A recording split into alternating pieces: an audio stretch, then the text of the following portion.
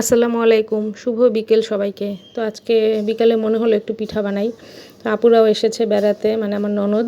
তো আজকে চলে যাবে, তাই আজকে তালের বড়া বানালাম। তো দেখেন কত সুন্দর হয়েছে তালের বড়া। আমি আপনাদেরকে আমার একটা আগের ভিডিওতে দেখিয়েছিলাম, তাল গুলিয়ে আমি ডিপে রেখে দিয়েছি, বাটিতে করে বক্সে করে রেখে দিয়েছিলাম। তো তালের বড়া বানালাম আর বানালাম তেলের পিঠা। এটার মধ্যে অবশ্য তাল দিইনি, এটার মধ্যে আমি শুধু দিয়েছি চিনি, চালের গুঁড়ি আর আটা, আর একটু সামান্য লবণ দিয়েছি। তো গোলাটা আমি গুলিয়ে 1 ঘন্টা রেস্টে রেখে দিয়েছিলাম। তো রেস্টে রাখার পরে আমি 1 ঘন্টা পর বানাতে আসলাম। দেখেন কত সুন্দর হয়েছে, প্রত্যেকটা পিঠা ফুলেছে। তো আমার পিঠা মাঝে মাঝে প্রথম পিঠাটা ফোলে না, 2-1টা পিঠা, কিন্তু আজকের পিঠাগুলো একদম প্রথম থেকে শেষ পর্যন্ত সবগুলো পিঠা ফুলেছে।